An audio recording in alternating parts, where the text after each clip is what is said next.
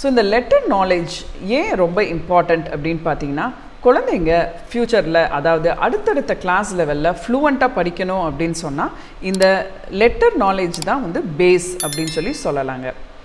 So குழந்தைங்கனால நல்லா படிக்க முடிஞ்சாதான் அவங்களுடைய ஸ்கில் டெவலப்மெண்ட் ஆகட்டும், ஜென்ரலாக அவங்கள சுற்றி இருக்கக்கூடிய விஷயங்களை தெரிஞ்சுக்கிறதாகட்டும், அதாவது ஜென்ரல் நாலேஜ் ஆகட்டும், அல்லது அவங்க ஒவ்வொரு கிளாஸ் லெவல்லையும் சக்ஸஸ்ஃபுல்லாக கம்ப்ளீட் பண்ணுறதாகட்டும், எல்லாத்துக்குமே இந்த அடிப்படையாக இருக்கக்கூடிய விஷயம் வந்து இந்த லெட்டர் நாலேஜ்.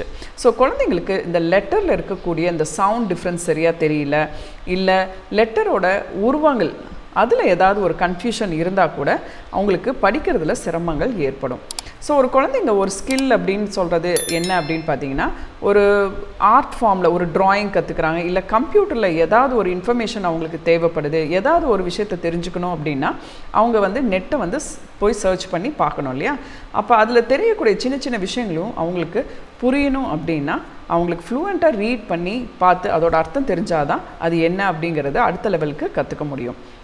ஸோ நிறைய புக்ஸ் படிக்கும்போது தான், அதாவது ஸ்டோரி புக்ஸ் ஆகட்டும், எந்த புக்ஸ் படிக்கிறதாகட்டும், ஒரு நியூஸ் பேப்பர் படிக்கிறதாகட்டும், அதுக்கும் குழந்தைங்களுக்கு ஒரு பேசிக்காக அந்த லெட்டர் நாலேஜில் தான் அடுத்தடுத்த படி அவங்களால போக முடியும். ஸோ இது சரியாக இல்லை அப்படின்னா அவங்களுக்கு படிக்க முடியாத சூழ்நிலை ஏற்பட வாய்ப்பு இருக்குது. ஸோ ஒரு பஸ்ஸு வெளியில் எங்கேயாவது போகிறாங்க, ட்ரெயின், பஸ் எதில் போனால் கூட ஒரு ரூட் என்ன, இது எந்த வழியில் போகுது, ஸோ அதை படிக்க தெரியணும். அதே மாதிரி ஒரு ட்ரெயினில் டைம் டேபிள் போட்டிருக்காங்க, டைமிங்கெலாம் போட்டிருக்காங்க. ஸோ எந்த இடத்துலனாலும் குழந்தைங்களுக்கு படிக்க தெரியணும் அப்படின்னு சொன்னால் இந்த பேசிக்கான ஒரு ஸ்கில் வந்து இந்த லெட்டர் நாலேஜ். குழந்தைங்களோட இந்த லெட்டர் நாலேஜ் தான் அடிப்படையாக இருக்குது. எல்லா விஷயங்களும் அடுத்தடுத்த படி அவங்களுக்கு கற்றுக்கிறதில்ல.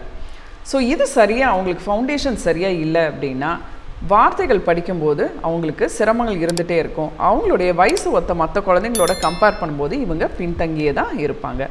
ஸோ இந்த லெட்டர்ஸ் அப்படிங்கிறது அவ்வளோ இம்பார்ட்டண்ட்டாக குழந்தைங்களுக்கு பார்க்க வேண்டிய ஒரு ஸ்டேஜ்.